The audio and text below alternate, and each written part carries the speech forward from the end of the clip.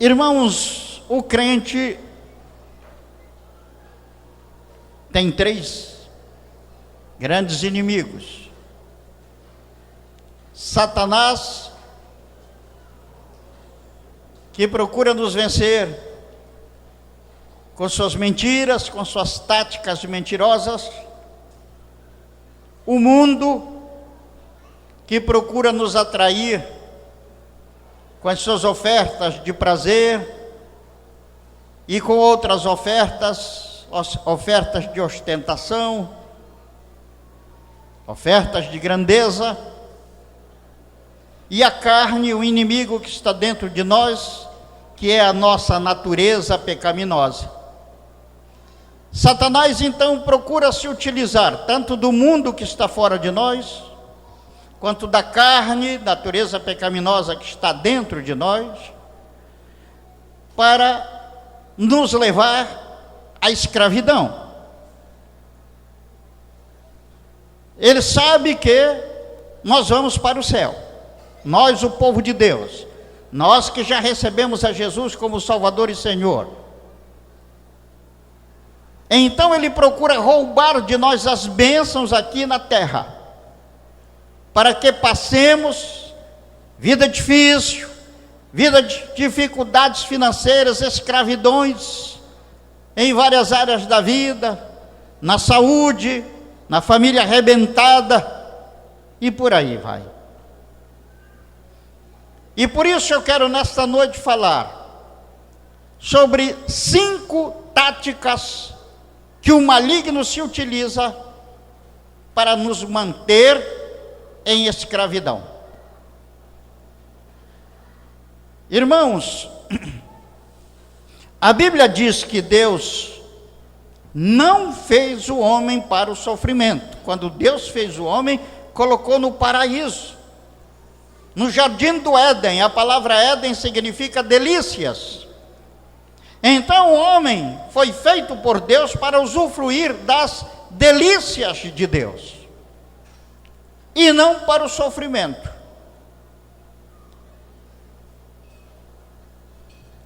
Se você observa o paraíso descrito no capítulo 1 e 2 do livro de Gênesis, você verifica ali que havia abundância de absolutamente tudo que era bom. Abundância de alimento, abundância de ouro, diz lá, palavra de Deus, e pedras preciosas, abundância de amor, abundância de paz. Não havia sofrimento. E o projeto de Deus para o homem é exatamente este. Agora o homem, porém, para viver essa vida de paraíso, o homem deveria estar de acordo com Deus no projeto de Deus, que era exatamente o projeto de Deus de manter o homem abençoado permanentemente, se multiplicando abençoadamente.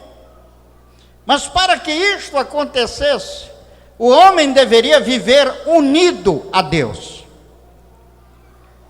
ter união com Deus, ou como mais comumente falamos, ter comunhão com Deus. Comunhão significa comum, união, união comum. União comum com quê? Com o projeto de Deus para o homem. Ao desobedecer a Deus, o homem deixou de ter comunhão com Deus. Ao desobedecer a Deus, o homem quis seguir o seu próprio projeto de vida. E o resultado disso todos nós sabemos. A queda trouxe, o pecado trouxe as desgraças que sobrevieram à humanidade. Romanos 6,23 diz: o salário do pecado é a morte, e sempre será a morte. Morte na Bíblia é desgraça. O pagamento dos nossos pecados será sempre desgraça na cabeça do pecador. Mas Deus não iria perder a sua criação, e ele decidiu salvar o homem, mandou seu Filho amado Jesus para pagar pelos nossos pecados na cruz, e então aquele que quisesse tinha novamente a oportunidade de voltar para o projeto de Deus, de se salvar das desgraças nesta vida e do inferno na outra vida. Então, quando nós nos arrependemos dos nossos pecados, quando nós reconhecemos que os nossos pecados são os causadores dos males da nossa vida, e decidimos receber a Jesus como nosso Salvador e como nosso Senhor, então a Bíblia diz que nós somos salvos. Mas o crente em Cristo Jesus, o salvo, eu, você e quantos receberam a Jesus, temos esses três inimigos, e o comandante dos três é Satanás. Aquele mesmo que tentou Eva no paraíso. E ele tentou Eva mostrando o mundo, apelando para o desejo carnal de Eva, e levou o ser humano a pecar, e como consequência, o ser humano perdeu o paraíso. Deus tinha dado a terra para o homem, e diz a Bíblia Sagrada que o homem pertence àquele a quem obedece. Quando ele passou a obedecer a Satanás, o que era do homem passou para Satanás. Mas logo ao receber Jesus, irmão, o céu está garantido para você. Ao morrer, você vai para o céu.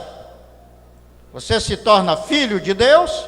Antes era só criatura de Deus, mas se torna filho de Deus, vai para o céu, o Espírito Santo passa a habitar dentro de você. Porém, as bênçãos aqui da terra, para você tomar posse, você precisa viver em comunhão com Deus. E é justamente aí que o maligno procura operar, para impedir que nós venhamos a viver em comunhão com Deus. E ele sabe que impedindo a nossa comunhão, nós continuaremos a viver na mesma escravidão das doenças, na escravidão dos problemas familiares, na escravidão da pobreza, na escravidão das circunstâncias difíceis. Salvos, vamos para o céu, mas passamos vida dura aqui na terra. Então ele procura nos tirar a bênção, procura nos manter nessa situação de escravidão, e para fazer isso ele aplica 5 táticas. E ele é um grande estrategista. Ele não brinca no serviço dele. Nós brincamos no nosso. Nós não encaramos com grande responsabilidade a tarefa de buscar a Deus, de fazer o serviço de Deus, mas ele não brinca no serviço dele. Essas táticas do maligno, elas estão explicitadas no segundo livro da Bíblia, o livro do Êxodo. A palavra Êxodo significa saída. A saída do Egito rumo à terra prometida. Rumo a Canaã, a terra prometida. Essa saída do Egito, travessia do deserto, ingresso na terra prometida e tomada da terra prometida, é um tipo, um símbolo da vida cristã. Nós saímos do Egito, do mundo, atravessamos um deserto de dificuldades para aprender a vencer a escravidão do maligno e então entrar na vida abundante aqui na terra mesmo. Então, Êxodo é a saída da limitação, é a saída do fracasso, da pobreza, das dificuldades, para uma vida de bênçãos, para uma vida abundante.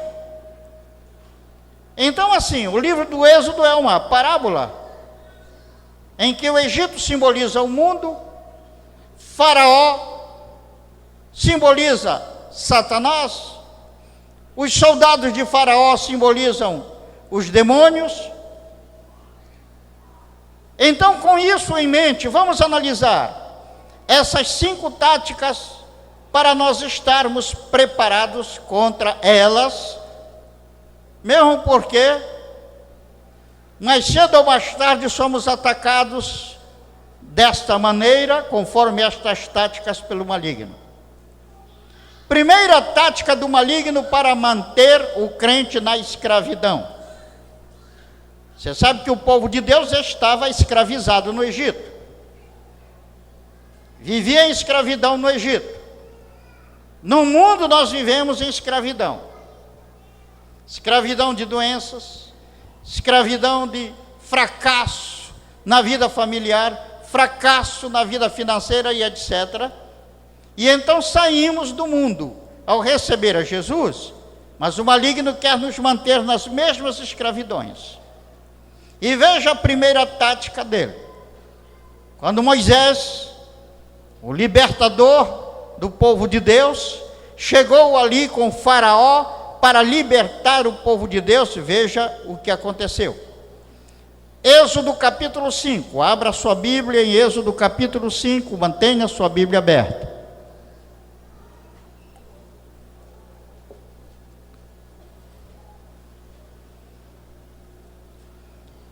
Depois foram Moisés e Arão e disseram a Faraó: assim diz o Senhor Deus de Israel: deixa ir o meu povo para que me celebre uma festa no deserto. Respondeu Faraó: quem é o Senhor para que lhe ouça eu a voz e deixe ir a Israel?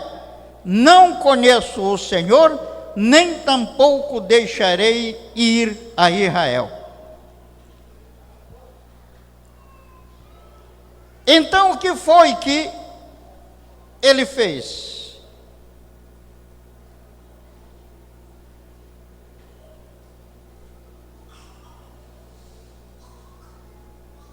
No versículo 4 diz: então lhes disse o rei do Egito: por que Moisés e Arão?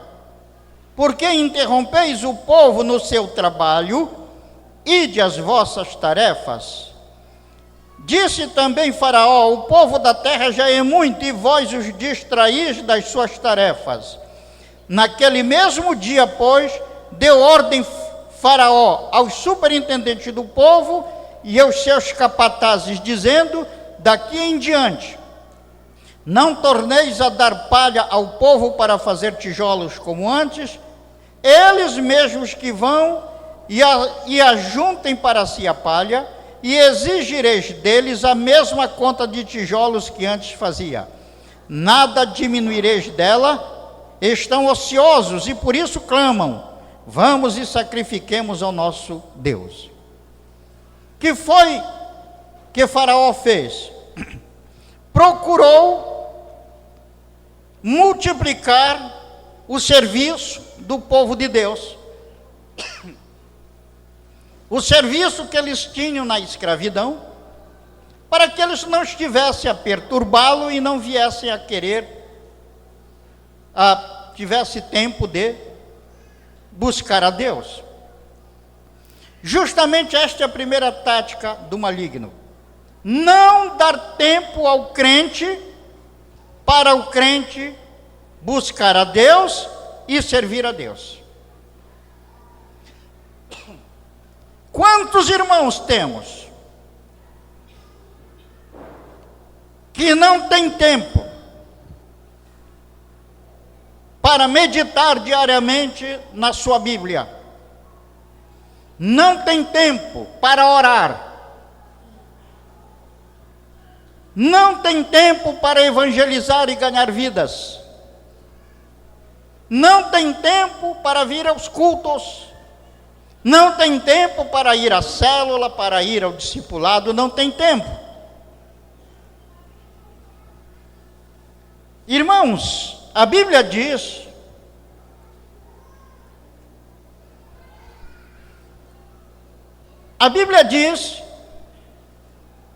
que há tempo para tudo embaixo do sol.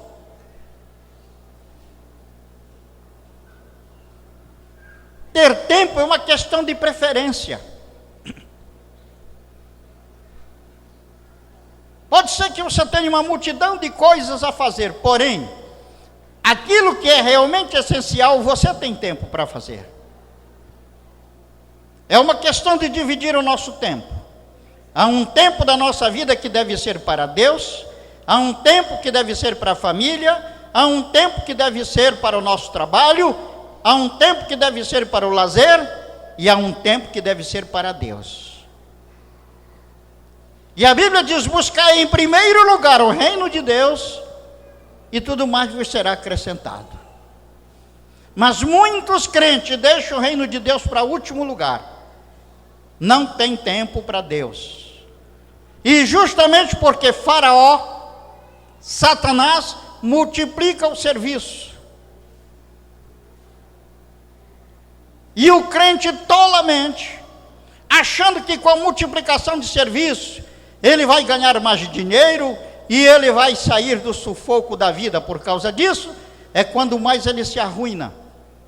Porque mais cedo ou mais tarde ele vai ter problema de saúde, mais cedo ou mais tarde vai ter problema na família, porque quando a pessoa fica cheia de excesso de trabalho, fica estressada, já chega em casa chutando a sombra, chutando o cachorro, e algumas vezes chuta a mulher também, e então a família dele vai se arruinar, os problemas vão se acumular, porque chega um dia que a própria saúde dele não vai suportar, e sem tempo de buscar a Deus, não terá a ajuda de Deus para sair do seu sufoco, sem servir a Deus, não terá a bênção de Deus na sua vida. Então Satanás usa essa tática, porque, meu irmão, cada um de nós, quando recebeu a Jesus como Senhor e Salvador, nós assumimos com Deus 3 compromissos. Você estuda isso no curso de consolidação. 3 compromissos: confiar em Deus, buscar a Deus e servir a Deus. Este é o compromisso do crente com o Senhor. E nós não temos a opção de escolher um dos compromissos só e deixar 2 de lado. Não. Nosso compromisso é confiar, buscar e servir. E é quando honramos o nosso compromisso que a bênção vem sobre nós. Agora, como é que você vai confiar em Deus se você não conhece a vontade dEle? Se você não tem tempo para estudar a palavra, não tem tempo para vir ao culto, como você vai conhecer a palavra? Nós só vamos confiar na palavra de Deus se a conhecermos. Aí não tiramos tempo para a palavra.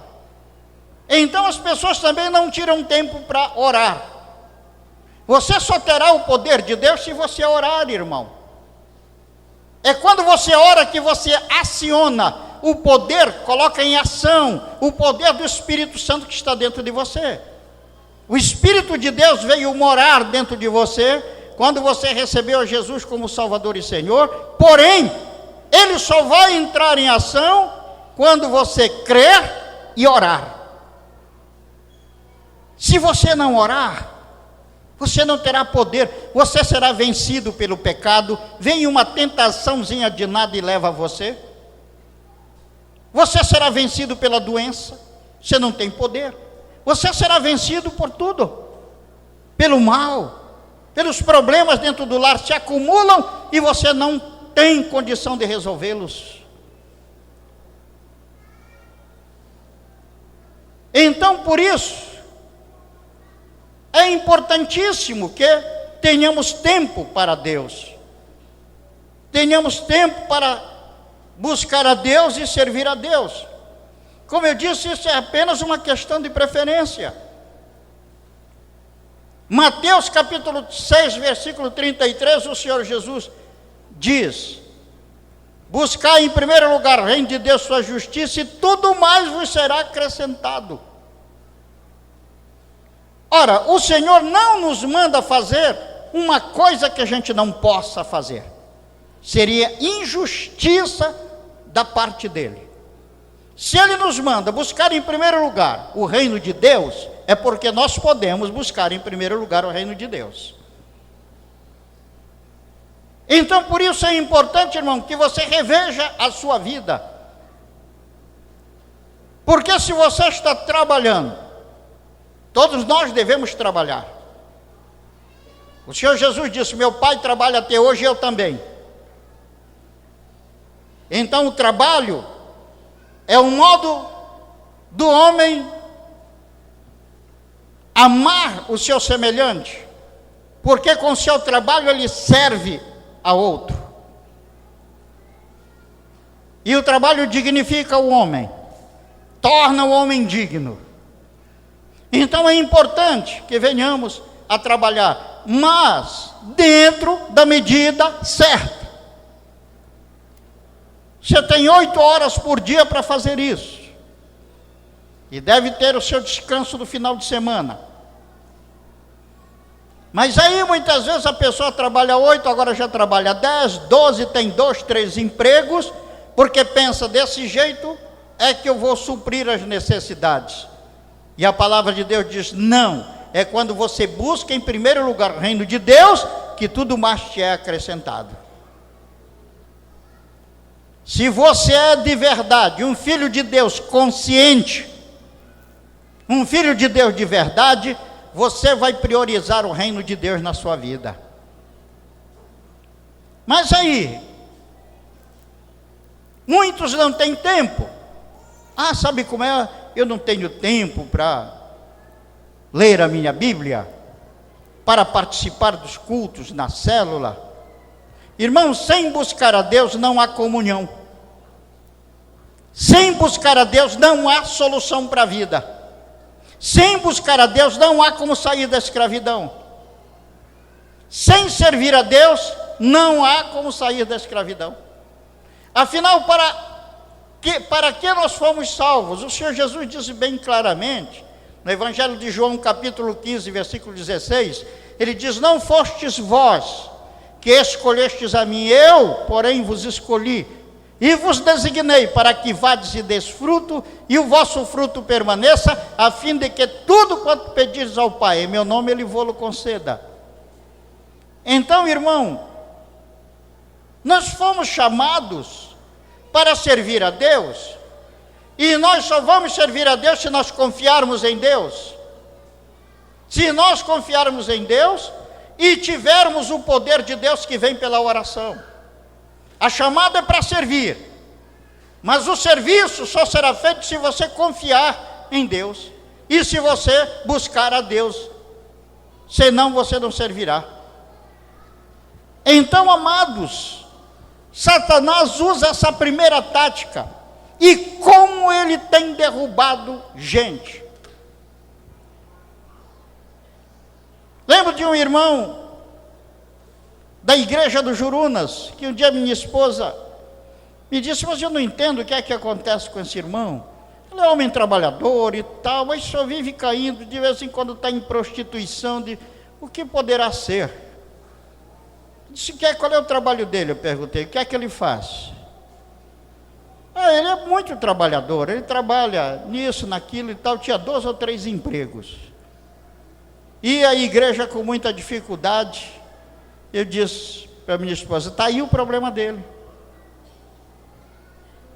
Está aí o problema dele, ele não tem força, não tem o poder de Deus para resistir às tentações. E então cai. Quantas pessoas também não dizimam porque não confiam em Deus. Então não tem, falham na comunhão com Deus, no projeto de Deus. Por isso, lembre-se, essa é a primeira tática do maligno para manter o crente na escravidão. Não dar tempo ao crente para buscar e servir a Deus. Segunda tática para manter o crente em escravidão. Aqui no livro do Êxodo, no capítulo 8, no versículo 25, diz a palavra de Deus: chamou o faraó a Moisés e a Arão e disse: ide, oferecei sacrifícios ao vosso Deus nesta terra.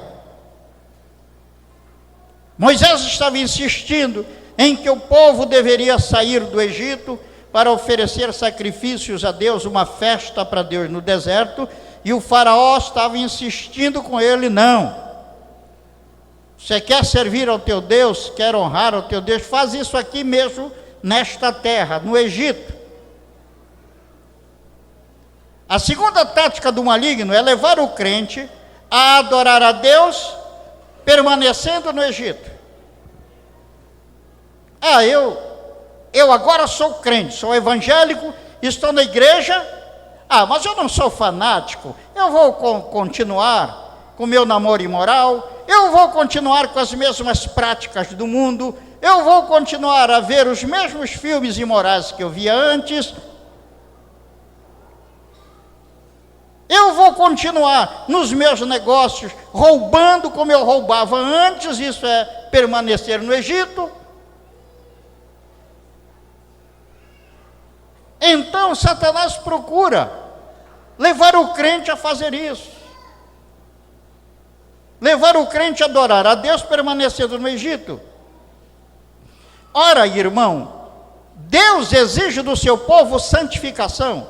A palavra santificação significa separação. Separação do mundo, separação do pecado, separação do egoísmo para servir a Deus.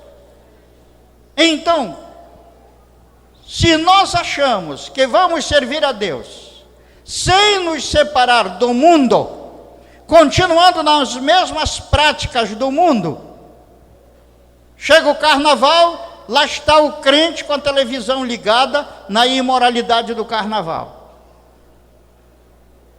Chega São João, lá está o crente dando uma espiadinha e querendo dar uma balançada no esqueleto lá no meio da imoralidade. Chega às praias, lá está o crente semi-despido, igual aos incrédulos lá na praia, frequentando ambientes de imoralidade. Isso é querer adorar a Deus permanecendo no Egito. E o resultado? Desgraça.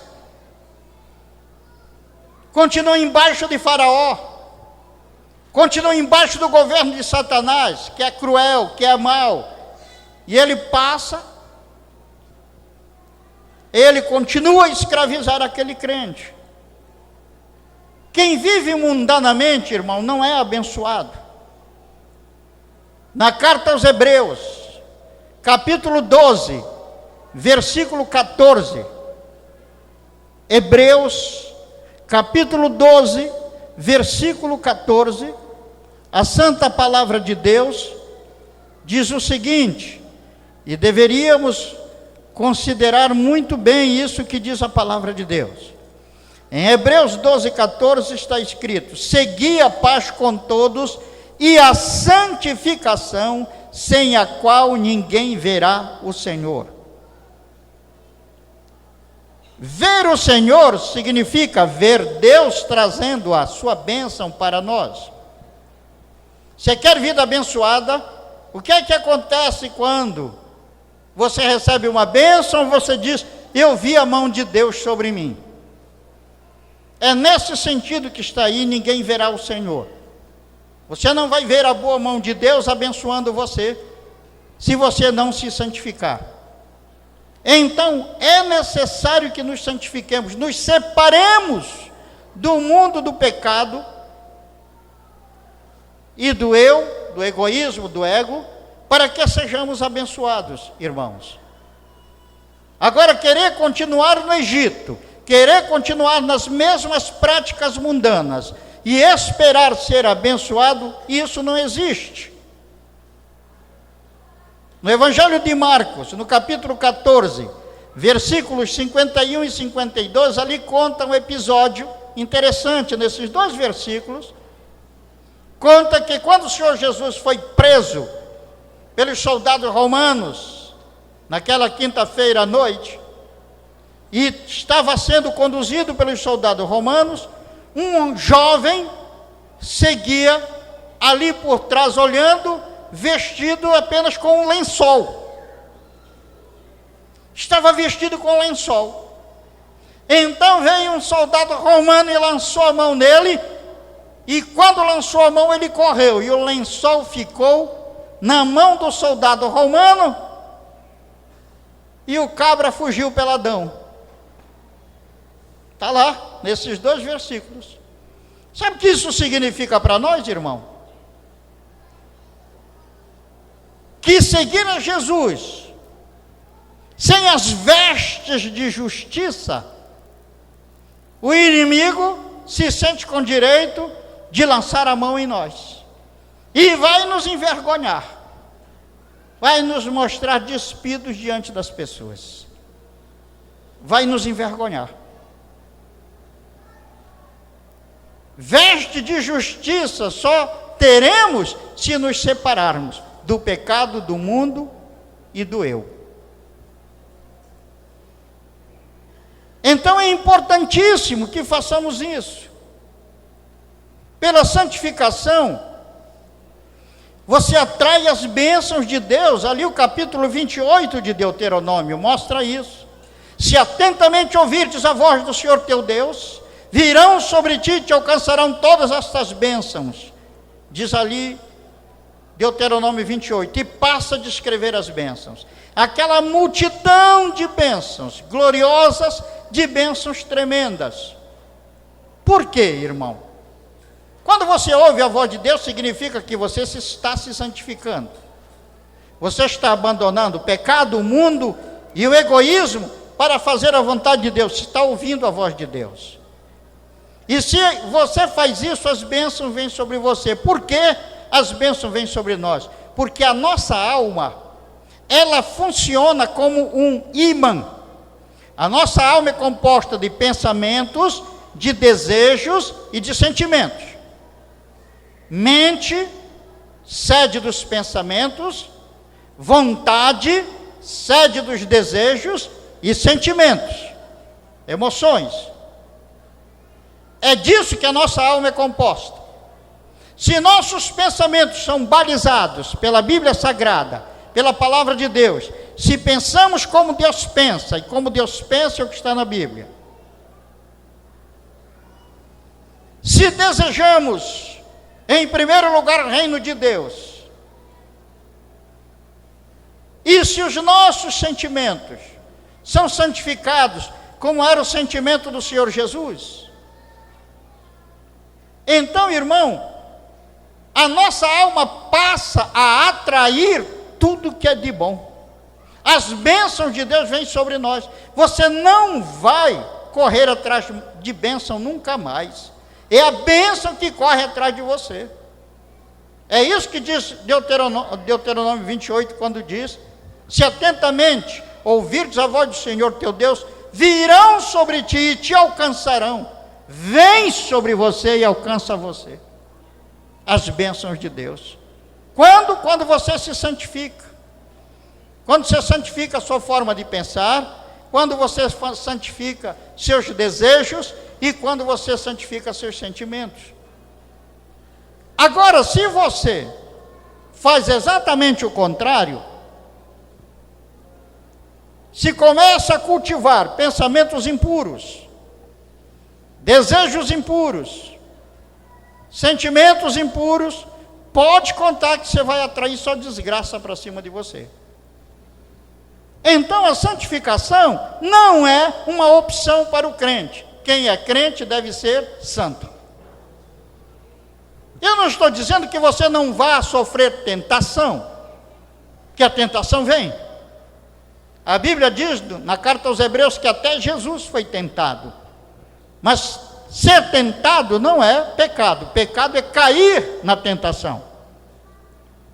Então a tentação vai vir sobre mim, sobre você, e o maligno não deixa de fazer isso, de nos tentar, porque ele quer mesmo é que a gente caia. Ele sabe das minhas fragilidades interiores, da fragilidade interior de cada um de nós, ele sabe. E ele então vem nos tentar exatamente em cima dessa fragilidade. Mas nós, agora conhecendo a tática, sabemos que também há uma forma de fugirmos dessa fragilidade. Como é? Procurando nos santificar. E a forma de nos santificar é pela palavra de Deus. É tomar tempo para diariamente estudar a palavra de Deus e tomar tempo diariamente para orar. Porque quando você faz isso, a tentação vem, mas não derruba você. Eu nem me lembro quantos anos eu tenho de ministério, mas não sou mais forte que ninguém aqui, muito ao contrário, devo ser mais fraco que a maioria, mas nunca eu caí. E por que isto não aconteceu? Porque eu sou melhor do que os outros? Não, simplesmente porque eu medito na palavra e porque eu oro.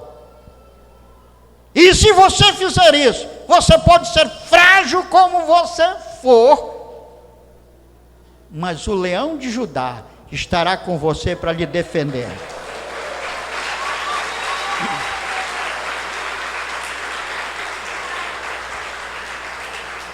Por isso, meu irmão, essa é a segunda tática do maligno: procurar levar o crente a adorar a Deus permanecendo no Egito.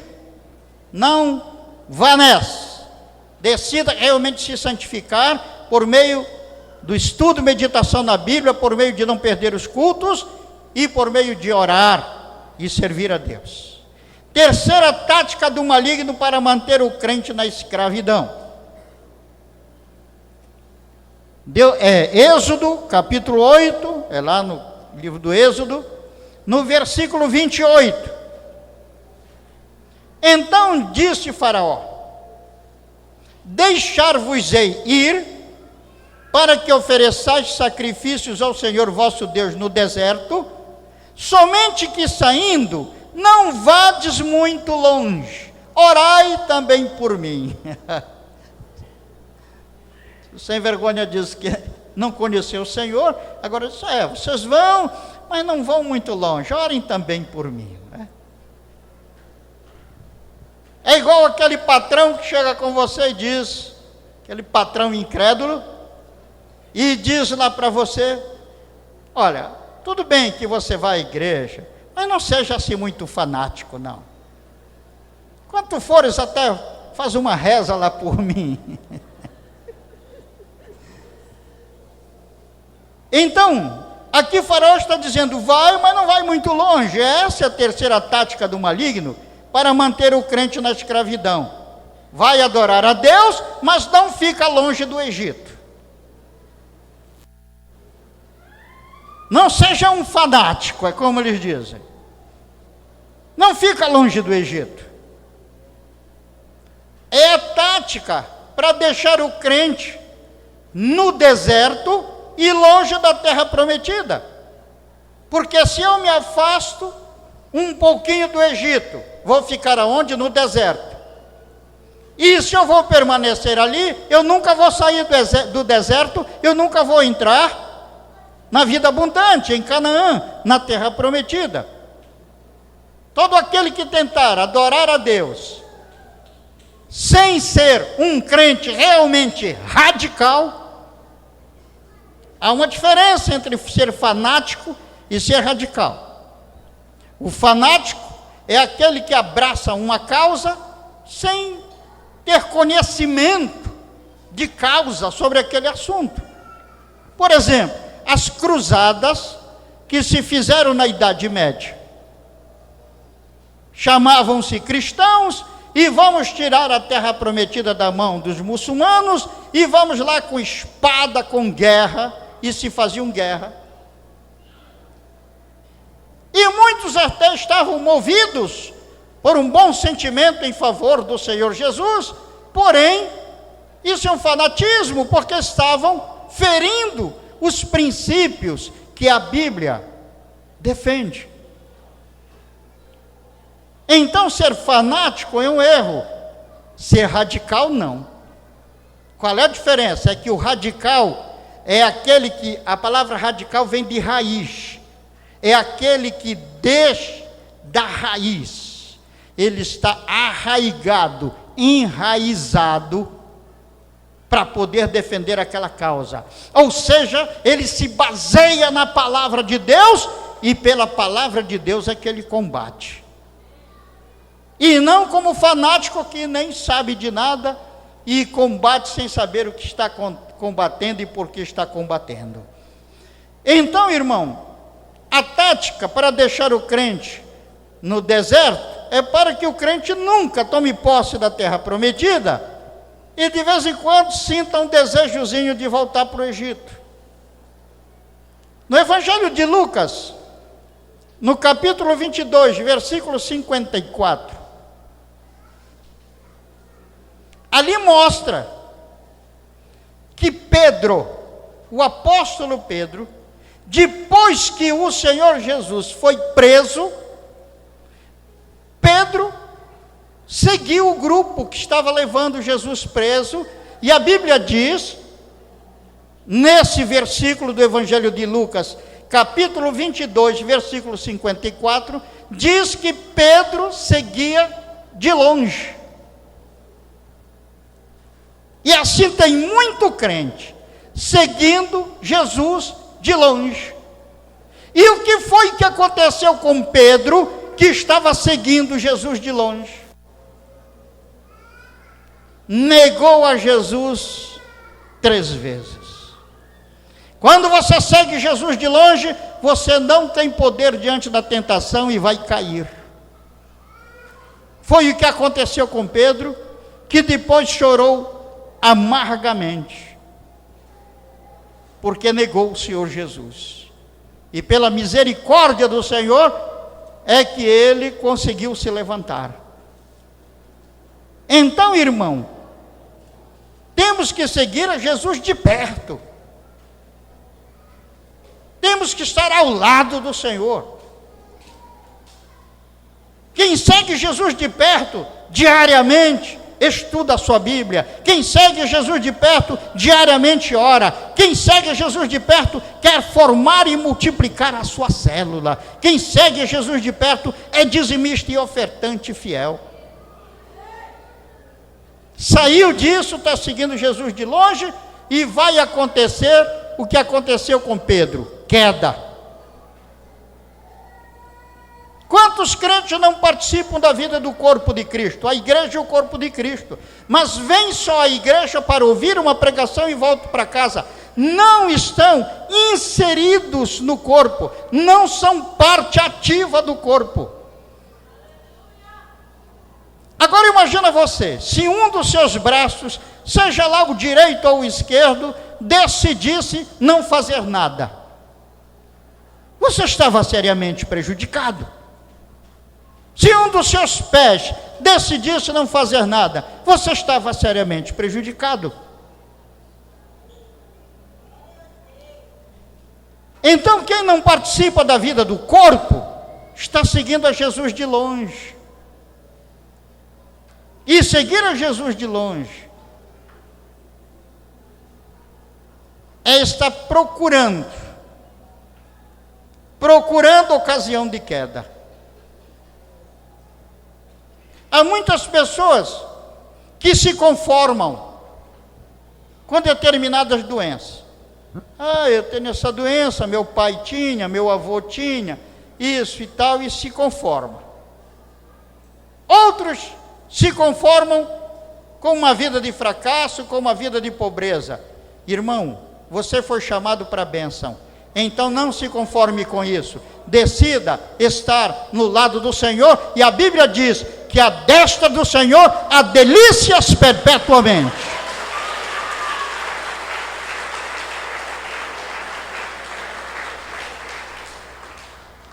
Então, irmão, participe da vida da igreja. Tenha um discipulador. Se você é membro de uma célula, o líder da célula é o seu discipulador. Aí depois que você consegue a sua célula, então ali você vai estar embaixo do supervisor da célula, que será o seu discipulador. Tome a decisão de ser mais do que vencedor, e para fazer isso você tem que se afastar do Egito. Então isso de querer adorar a Deus sem estar muito longe do Egito, aí chega a festa do Sírio. Sabe como é a festa do Sírio? Lá vou eu para a casa dos meus parentes para comer a comida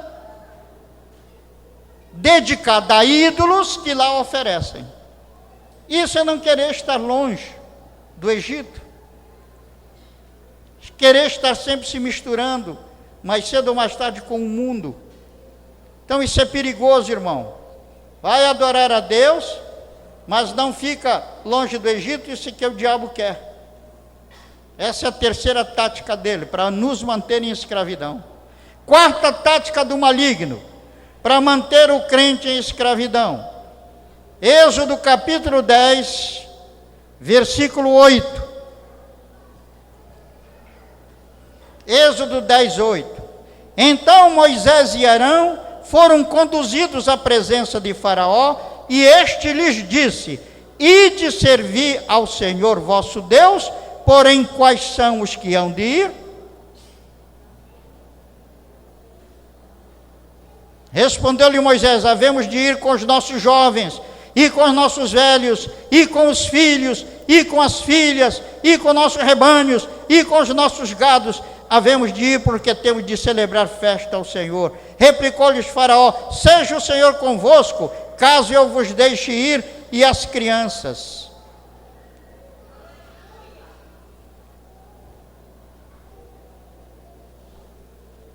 Vede, pois, tendes conosco mais intenções. Não há de ser assim. Ide somente vós, os homens, e servi ao Senhor, por isso é o que pedistes. Qual é a quarta tática de Faraó? Vai só tu, mas deixa a tua família. Por que agora tu queres converter toda a tua família? É isso que o diabo quer. Por que agora tu não queres? Porque tu tens que levar os teus filhinhos. Deixa eles chegarem na idade do entendimento, então eles devem escolher. As pessoas dizem aí fora, eles é que têm que escolher. Meu irmão, você tem responsabilidade diante de Deus pelos seus filhos. Responsabilidade por eles. O Salmo 127 diz que nossos filhos são herança do Senhor. Sabe o que significa isso, irmão? Que um dia eu e você vamos prestar conta diante de Deus pelos nossos filhos. E Deus vai chegar comigo e vai dizer: meu filho, eu te entreguei 4 filhos, que são meus, eu emprestei para ti. O que tu fizeste deles? Deus vai falar comigo. E a mesma coisa Deus vai falar com cada um de nós. E o que você vai responder? Há crianças que estão ali, com os professores lá, e que as professoras estão ensinando trechinhos da Bíblia, historinhas da Bíblia. Crianças, filhas de evangélicos, algumas crianças cujos pais já têm muito tempo na igreja, algumas dessas criancinhas não conhecem uma história só da Bíblia, porque os pais não lhe ensinaram. Irmão, procure na Bíblia, veja na Bíblia se é o pastor que ensina crianças, se é o pastor que ensina adolescente. Procure na Bíblia, até se há culto jovem.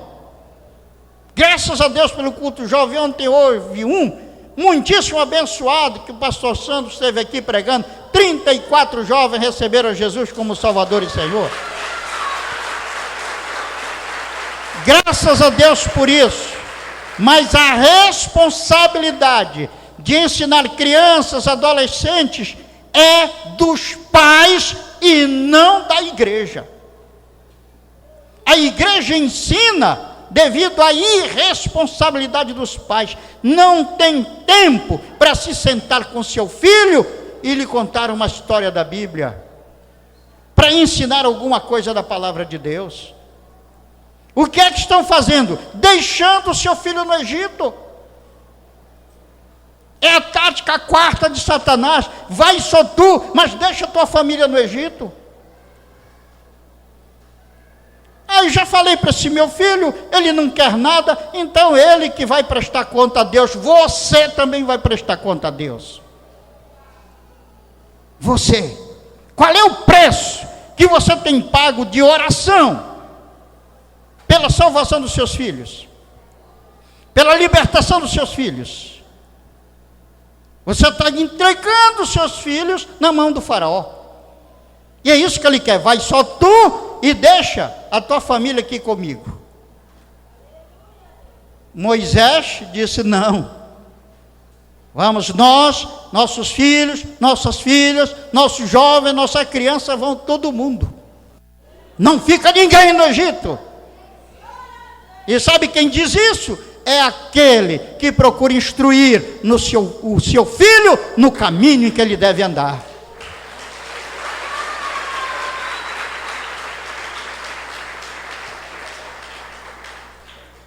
Então, irmão, não vamos cair nessa tática do maligno. Essa é a tática para deixar o crente na confusão, no caos. Uma família arruinada.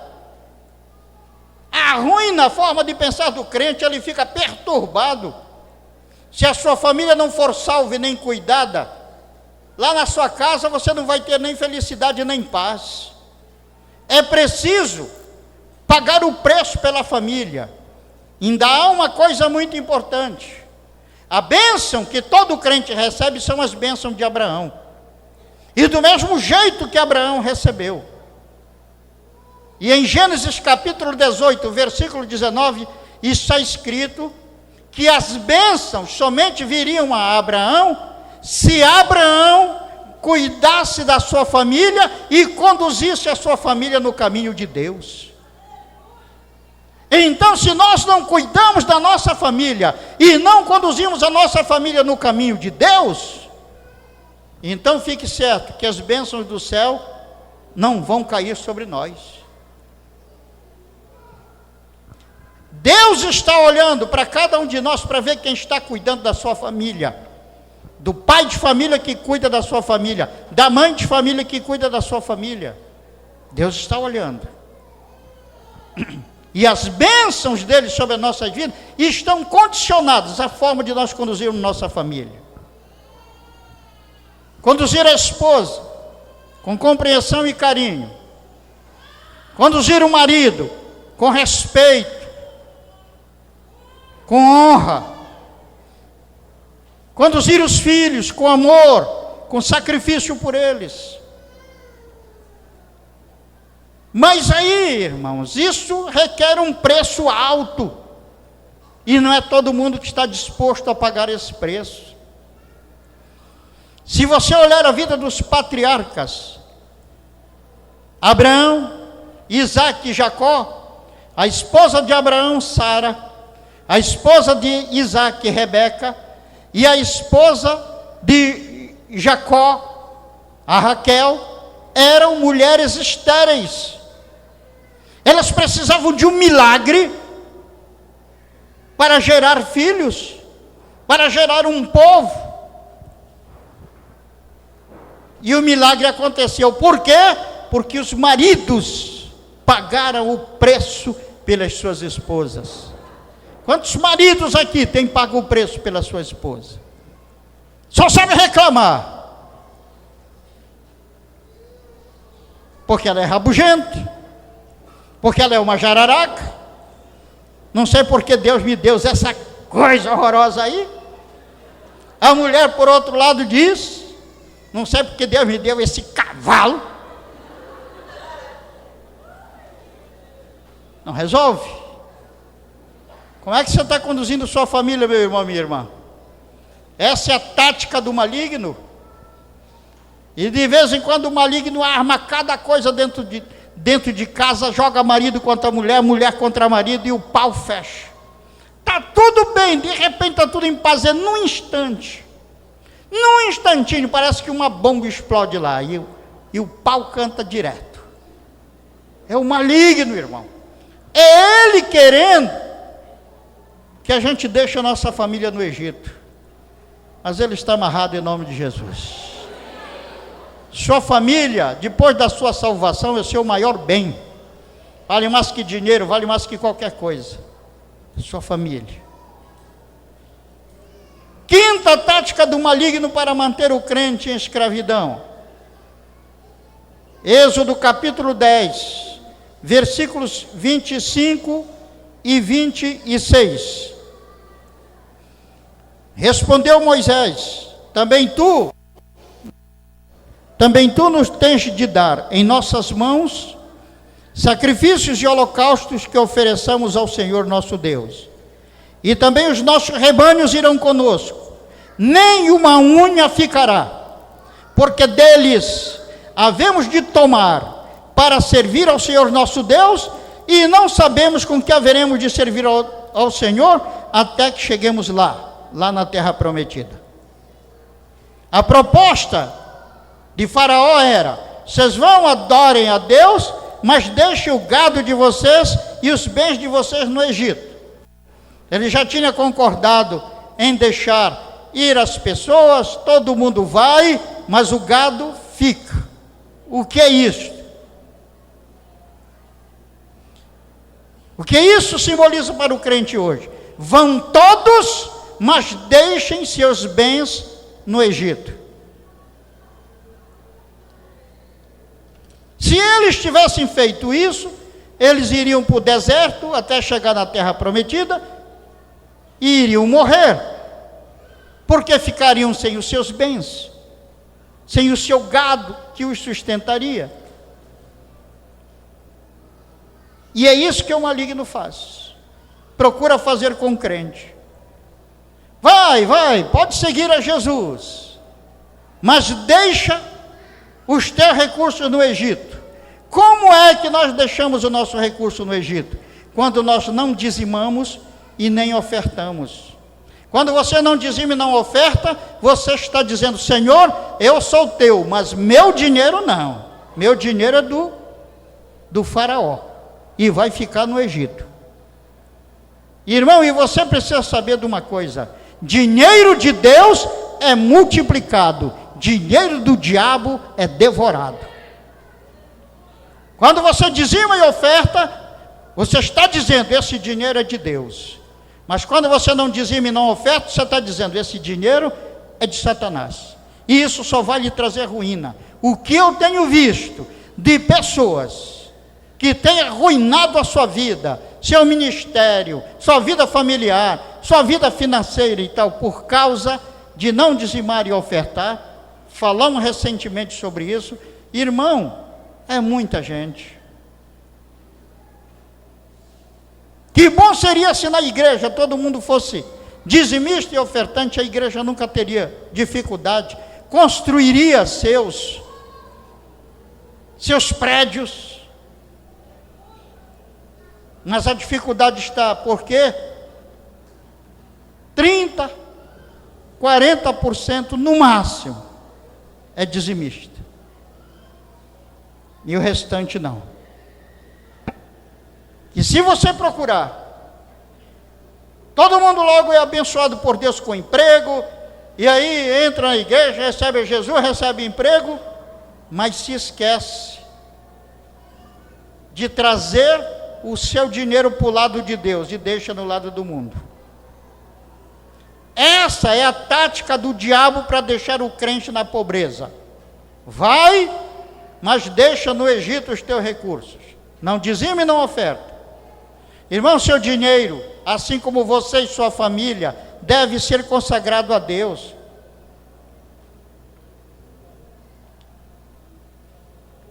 A Bíblia nos mostra que o dinheiro é algo que compete com Deus no coração do homem. O Senhor Jesus deu até um nome para o Deus dinheiro, porque o dinheiro muitas vezes é Deus para alguns. Ele deu o nome de Mamon. Mamon. E o dinheiro de Mamon só serve de desgraça na vida das pessoas. Porque muitas vezes a pessoa é até pobre, mas é honrada. Fica rico, arruma logo 2 mulheres, 3 mulheres. Era pobre e tomava suco de laranja. Mas depois que enriquece, enche a prateleira da casa com vinhos, com uísque e etc, etc. Assim é lá fora. Mas, irmão, nossos bens devem ser todos consagrados ao Senhor. Seu dinheiro deve ser para o avanço do reino de Deus. E como sua família também é parte do reino de Deus, por isso que deve ser aplicado também na sua família. E quando o nosso dinheiro é de Deus, Satanás não pode tocar nele. Se aquele gado ficasse no Egito, o faraó podia pegar daquele gado quando ele quisesse. Mas o gado indo com o povo de Deus para o deserto, Satanás não podia tocar. A mesma coisa, Satanás só pode tocar no que é dele, ele não pode tocar no que é de Deus. Quando você dizima e oferta, Satanás não pode tocar no seu dinheiro, porque o seu dinheiro é de Deus. Então aqui estão as 5 táticas do maligno para deixar o crente na escravidão. Primeiro, não dá tempo ao crente para buscar e servir a Deus. Segundo, Satanás diz, adora a Deus aqui mesmo no Egito. Terceiro, vai adorar a Deus, mas não fica longe do Egito. Quarto, vai só tu, mas deixa a tua família. E quinto, vão todos, mas deixa seus bens no Egito. E agora eu lhe pergunto, o que é que você vai fazer? Está aí as táticas do maligno. Aí estão as táticas dele. Você só cai agora na tática dele se você quiser. Porque você poderia cair por ignorância, por não saber. Mas agora que você sabe, se você cai, não venha chorar depois. Porque talvez você não tenha nem tempo mais para chorar. Irmãos, nós somos chamados para uma vida abençoada. E a condição é de crermos. E quem crê, pratica, obedece a palavra. Porque a desobediência é uma consequência da descrença, da falta de fé. Porque quem tem fé, obedece. Por que Adão procurou comer da árvore do conhecimento do bem e do mal? Porque ele não acreditou que a árvore da vida que estava no centro do paraíso, se ele comesse, ele teria a vida de Deus. Agora imagina se você está lá no paraíso, e Deus diz, olha, chama você aí pelo seu nome, João, Maria, aqui está, no centro do paraíso, aqui está a árvore da vida. Se você comer da árvore da vida, você vai ter o mesmo tipo de vida que eu tenho. Está cheio de carregadinha de fruto lá. Agora tem essa outra árvore aqui, essa árvore da morte. A árvore do conhecimento do bem e do mal, se tu comeres dela, certamente morrerás. É a árvore da morte. O que é que você faria na hora que Deus falasse isso com você? Você diria, Senhor, um instantinho só, licencinha, Senhor. E olha, ia lá, pegava do fruto da árvore da vida. Ó. Adão fez isso? Não. Não se aproximou da árvore da vida. E Eva ficou tão vidrada pela árvore do conhecimento do bem e do mal, que quando a serpente falou com ela, ela nem citou a árvore da vida. Ela disse: da árvore que está no centro do paraíso, não, desse fruto não comereis. Ela estava tão vidrada na árvore proibida, que nem sequer olhou para outra árvore. Mas, irmão, graças a Deus por sua vida, porque você está olhando para a árvore da vida, você está olhando para Jesus, você está olhando para a palavra de Deus, e Deus te chamou nesta noite e colocou aqui para que você ouça a respeito dessas táticas do maligno e jamais venha cair nelas e se torne poderoso e glorioso sobre a terra. Vamos ficar de pé, irmãos.